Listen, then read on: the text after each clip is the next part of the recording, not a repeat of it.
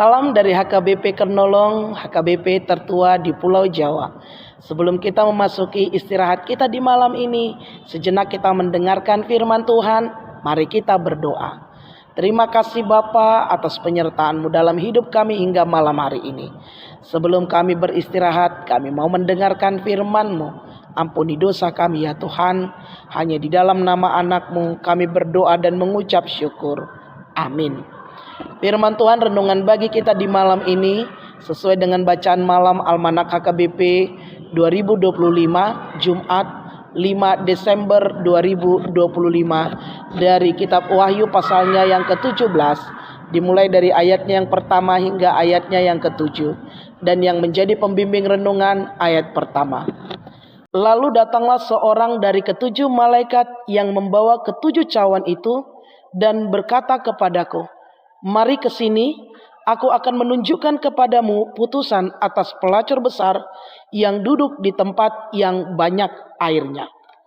Hancurnya Babel.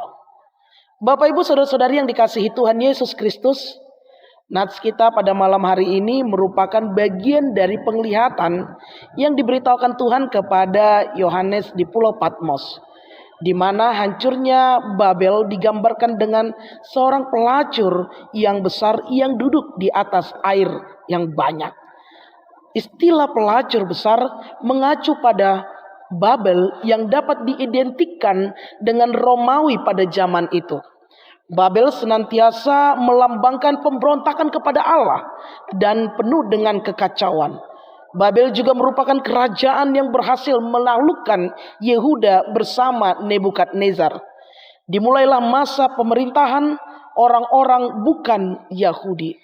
Begitu juga dengan Romawi yang dipenuhi dengan kejahatan serta kemaksiatan yang setiap bidang kehidupannya, yakni dalam politik keagamaannya, dalam perdagangannya, kejahatan dan kemaksiatan digambarkan telah berbuat cabul dengan pelacur besar tersebut yang bahkan mabuk terbuai anggur pencabulannya.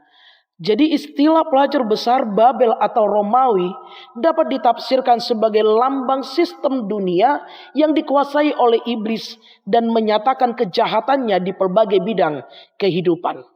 Bapak Ibu saudara-saudari yang dikasihi Tuhan Yesus Kristus, namun apa yang terjadi ketika gambaran itu diberitahukan akan hancurnya Babel dan Romawi?